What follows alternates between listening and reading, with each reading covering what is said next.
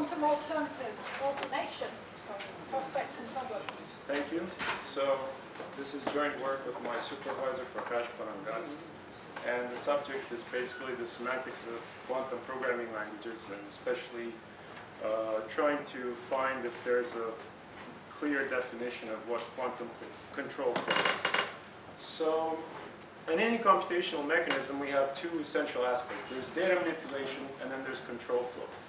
And in a quantum programming language, classical control flow can be defined using measurements. So if we have two expressions, say P and Q, and we have a qubit little q, then we just measure Q, and depending on the outcome, say if we're in the computational basis, we either get 0 or 1, and if we get 0, we execute P, if we get 1, we execute Q.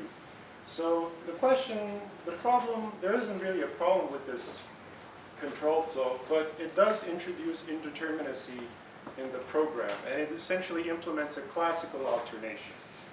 So some people have asked if there is a notion of alternation which operates in the absence of measurement. So the idea here is that you'd have the same kind of setup. You have P, Q, and little q, except that now the state of Q, the quantum state of Q, should affect how P and Q are applied. Now it doesn't really determine whether P or Q are applied, because they should technically be both applied in some kind of superposition at the same time. So this alternative paradigm is usually called quantum control or quantum alternation. And like so far, as I've defined in the previous slide, it's rather vague. It differs in simply the fact that it's different than the quantum data classical control paradigm. And you know, just immediately there isn't a clear formal definition of quantum alternation that you can say, yes, this is the definition we should have, and this is how it works. But it is a kind of a seducing notion, I guess, because, I don't know, because it's quantum alternation. And there is an idea that it might be useful in understanding the structure of quantum programs and in designing, revealing hidden structure in the semantics and designing programs, well, other quantum algorithms which outperform the classical ones. So because the concept is initially quite vague, a good approach would be to try to axiomatize what we really mean by quantum alternation. So this is what we started doing, and we're going to use Peter Salinger's QPL as the base programming language. So we're going to try to extend it with a notion of quantum alternation. So if you say you have two expressions in QPL, P and Q, and you have a qubit, the first condition you want to impose is you want to settle on a specific typing judgment. And the typing judgment we chose is that, well, so here we have P, and this is basically psi is a procedure context, which for us won't matter too much.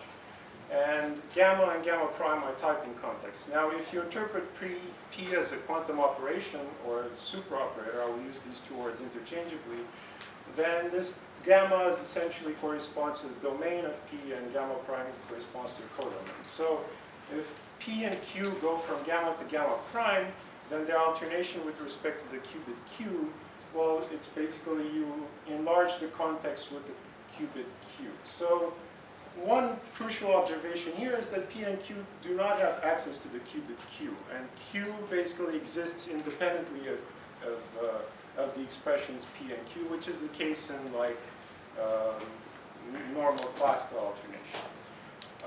So now we want to define what we mean operationally by alternation.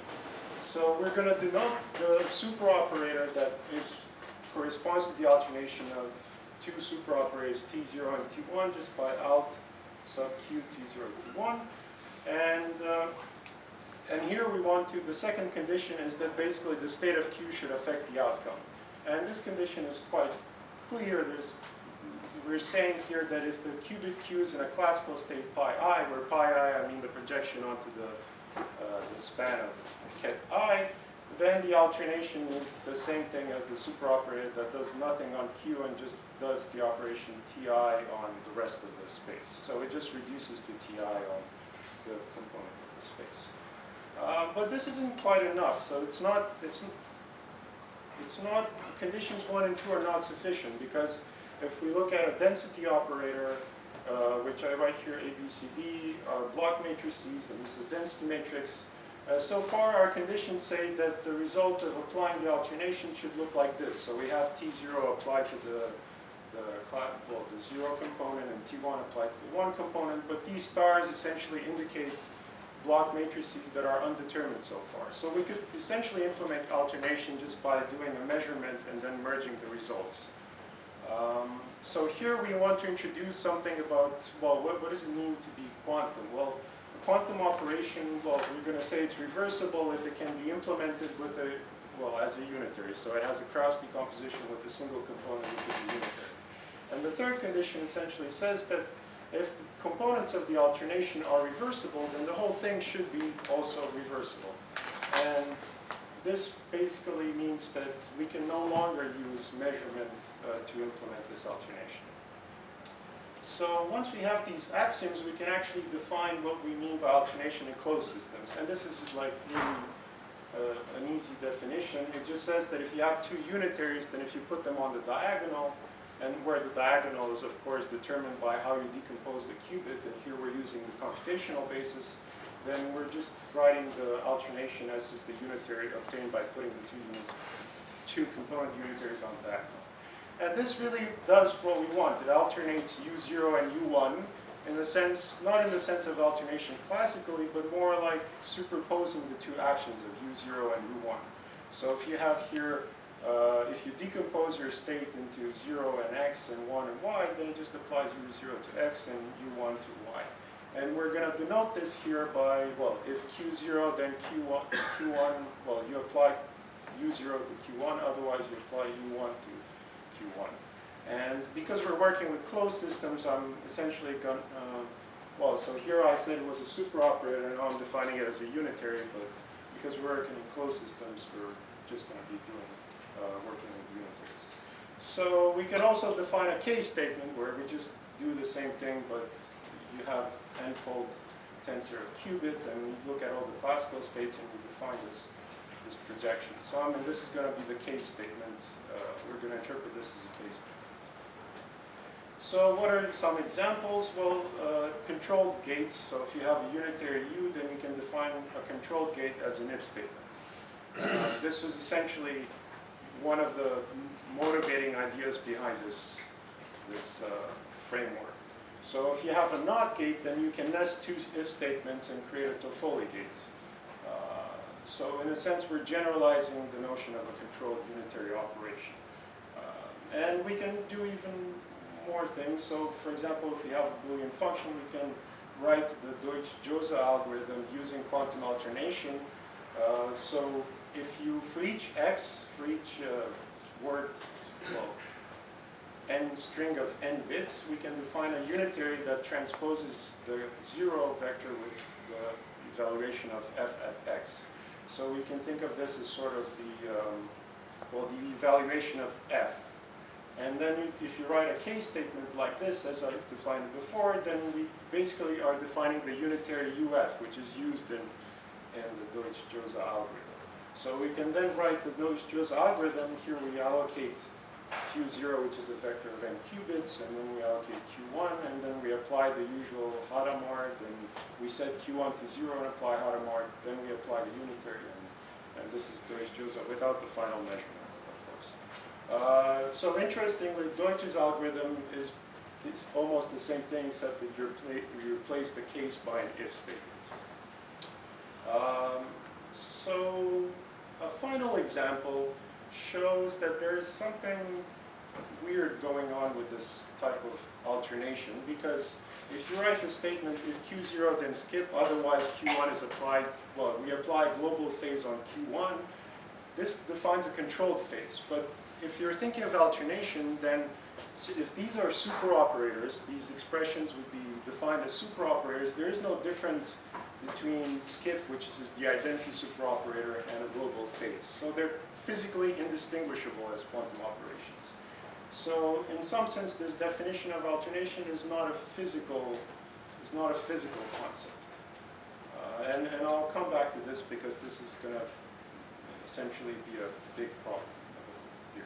So the problem of quantum alternation is, can this be extended to open quantum systems? Can you define an alternation where you have the components are superoperators and you combine two superoperators to define another superoperator that alternates the two components? And the initial motivation for this idea was due to a student of Ming-Shen Ying, Ning-Kun Yu, and his idea was to define a quantum programming language with quantum alternation and recursion, so you have a fully quantum programming language. And what we tried to do is to extend QPL with quantum alternation.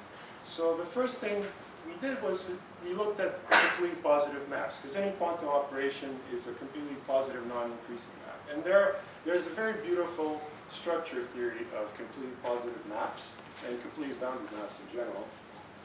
And there are a few equivalent characterizations of them. So we always have the Krauss representation theorem, where we write it as a sum of these superoperators.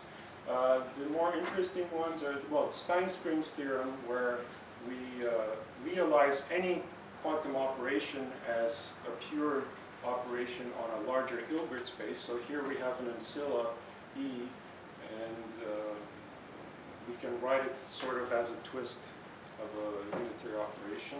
This actually follows, so Stein-Spring proved it for C-star algebras, and then you can, using the fact that any normal star representation of a W-star algebra is an induction followed by an amplification, you get this form, which is basically amplifying rho by the identity on P.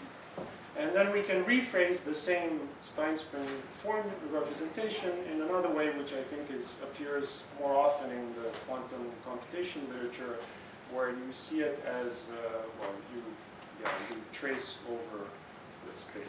And here the E's match, so the E here is actually the same E as the one here. And the last representation theorem is something that we started looking at where we wanted to combine two quantum operations. So this is a result by Arvidsson that was later, it was later, I think, not extended, but Golovkin and Stajewski sort of worked more on it, and they called it the Radon-Nikodym theorem for quantum operations. And it is essentially the non-commutative, non-Radon-Nikodym theorem, because in the abelian case, so it's done for C-star algebras, and in the abelian case, then you get the normal Radon-Nikodym theorem.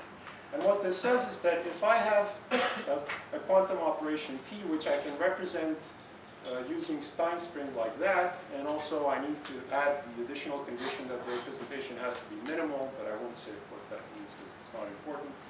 Then I can essentially characterize all the quantum operations which lie below this map in terms of their Radon-Nikodym derivatives. So there is a positive subunit to operator D sub T of S, such that you can express S just by essentially plugging in this Radon-Nikodym derivative in the Stein-Spring representation for T.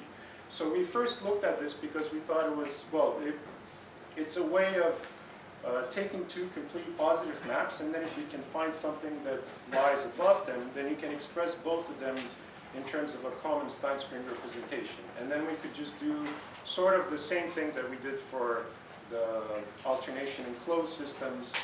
We just take the square roots of these derivatives and then we put them on a diagonal and we get a notion of alternation. But this didn't quite work out, because when you actually try to do this and you try to alternate, say, two unitaries, then the off-diagonal components are essentially multiplied by the Hilbert-Schmidt inner product of the unitaries. So that's not very useful, because a lot of unitaries used in quantum computation are orthogonal in that inner product. So we ended up sticking with Krauss representations, and we essentially give a semantics for QPL with quantum alternation in terms of Krauss representations. So we define a decomposition of a superoperator to be a set of non-bounded, non-zero operators which satisfy these usual conditions. And then the empty set by convention corresponds to the zero CP map. And then we can actually define a category just by decomposing Krauss forms in the usual way.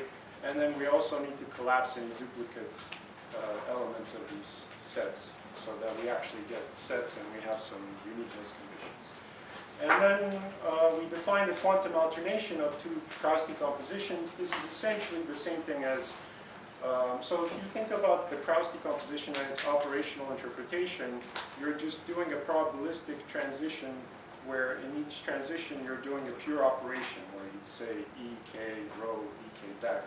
So in an alternation, you basically look at all the possible pairs, taking them from all the different decompositions, and you're doing their closed system alternation. And then you need to add some normalizing factors. And here the projections pi 0 and pi 1 are determined by the qubit using the alternation. And I use the bullet to denote the alternation of S and T here.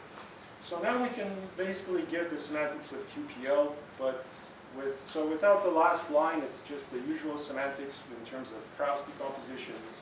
And because we're using the computational basis, this allows us, as a preferred basis, this allows us to write them in a particularly nice form. Here, in 0 and in 1 are just the injections into the pairs. And then the last part is just the semantics of quantum alternation. So now there's a question. Can you define the same thing but with superoperators? Can you define a statement that takes superoperators as arguments? So we can say that T is extensionally equal to S if and only if the corresponding superoperators are equal. So T, remember, is a set of Krauss operators, and then they define a unique superoperator. And it turns out that, well, no, because alternation is not stable under the extensional equality of superoperators. So say you have a branch where you have a superoperator defined by a unitary U. If that's extensionally equal to U1, then replacing it in the alternation will actually change what you're doing. So it's not stable under decomposition. And this essentially shows that there is no structural superoperator semantics that satisfies the definition of alternation. And then you want to do recursion. And so recursion in QPL is based on the order on CP maps, which is determined by the Lerner order on positive operators. So is it compatible with recursion? It's not. And for the most trivial reason, because it's not monotone with respect to the order on CP maps. And the example is quite easy. If you just take a density matrix where one of the off-diagonal components is non-zero, and you take this example, then you get a 0 on the diagonal, but because this is a positive matrix, if you have a 0 on the diagonal, that means you have zeros all over the corresponding row and column. And because U and V are singular, and B is non-zero, there's no way that the off-diagonal component here is 0. So this isn't positive. So essentially, alternation does not work with the semantics of recursion defined in QPL as we've defined it. And so what this work was motivated by some related work that preceded this. So I think the first paper on quantum alternation was by Altenkirk and Gradich, and they defined this category of finite quantum computation. And their representation for superoperators is essentially this representation, but sort of unfolded. So they say they define a superoperator as the vector psi and U and E and where psi lives. And then in their alternation, only strict morphisms can be alternated. But strict morphisms correspond to, are by definition, the ones where the dimension of the vector space E is 1. So that essentially amounts to just having Krauss decompositions, singleton Krauss decompositions with a single component. So their alternation is essentially the unitary one in the closed systems. And it also depends on an orthogonality judgment, which for them, they take two arbitrary completely positive maps, and then because they don't assume that the qubit Q is sort of outside the maps, they need to get that qubit. So they assume that there's a decomposition of these maps which allows you to tell them apart, and this is the orthogonality judgment. And it actually depends on introduction rules in their type system. So the semantics is not independent of the type system, which is incomplete. And then the more recent work by Minsheng Ying and his collaborators, they base their semantics on operator value functions, which what they mean by that is that they have a function from, say, the numbers 1 to n, which is valid and bounded operators, and then you just map K to EK, where EK is the Krauss operator. So it's the same thing as a Krauss decomposition. And then they have, of course, the constraint that the sum of the operators is less than or equal to 1. The definition of alternation is generalized to n branches. It's the same one here, but they also, so instead of taking this semantics with Krauss decompositions, they say, okay, we have a superoperator semantics by forgetting the decomposition. So as a result, the alternation is not even a function on pairs of superoperators, which is, well, I don't see the point of having a semantics like that. I guess it's an abstraction of it, but then it's not compositional and it's not structural. So I don't understand what the benefit of that is. And they also use a coin system, which essentially means that they introduce the qubit Q when they do the alternation. So then the alternation becomes a binding operation, and then the type of the alternation depends on whether you need to introduce another qubit or you already have one. But they do this, so they have an interesting idea, which is a parallel between quantum random walks and quantum alternation. And it would be interesting to see, for example, the recursion being interpreted as the limit of a quantum random walk in a program. So what's my conclusion? Well, I'm not overly optimistic about this line of work. So what we've seen is that,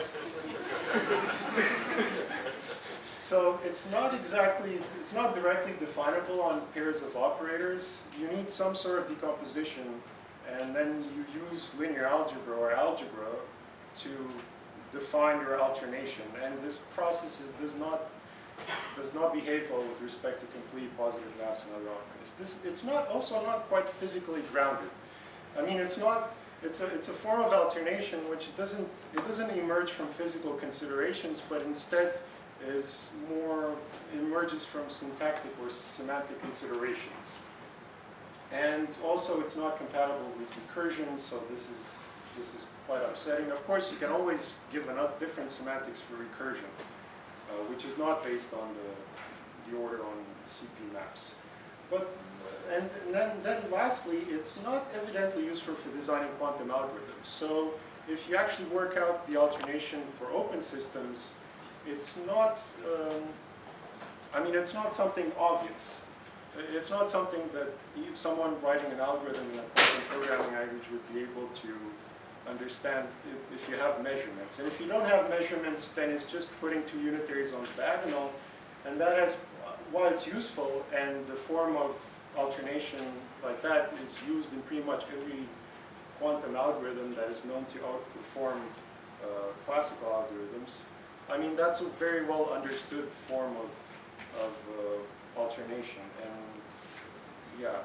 So there are these parallels with quantum random walks, which would be interesting, but it remains there should be a test where you can find some use of this in programming quantum algorithms, because, well, essentially, the reason we introduced QPL was to stray away from Turing machines and quantum circuits.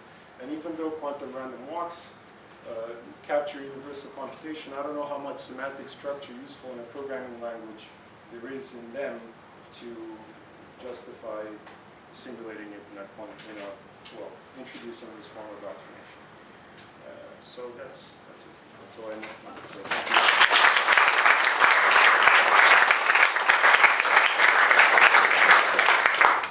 See a question there. Yes, well, maybe just a comment. So when I came up with this QPL, that was sort of more than a decade ago, and I tried to explain what was going on. I think the stupidest thing I ever did was to come up with this slogan, classical control quantum data. Because everyone who has heard this slogan has always had the reaction, oh, there should be quantum control. And of course, and I would like to thank you for again confirming that there is actually no such thing as quantum control. When I started working on this, I didn't know any quantum at all. So slowly it started. So everyone knows that they're controlled unitary gates. We use them all the time in circuits. And the point is there's no such notion as a controlled superoperator. Yeah. Except if you do all your measurements at the end. Yeah, if you do, which is the same thing. And then it's also clear why it doesn't work with recursion. Yeah. Because if you have recursion, there is no end sort of confirms, Yeah. you know, the sort of why it's actually not possible to do, which people have been trying to do for, I don't know, so, excellent. Hopefully that will put the thing to rest. Do we have more questions? The verdict has been given. Right.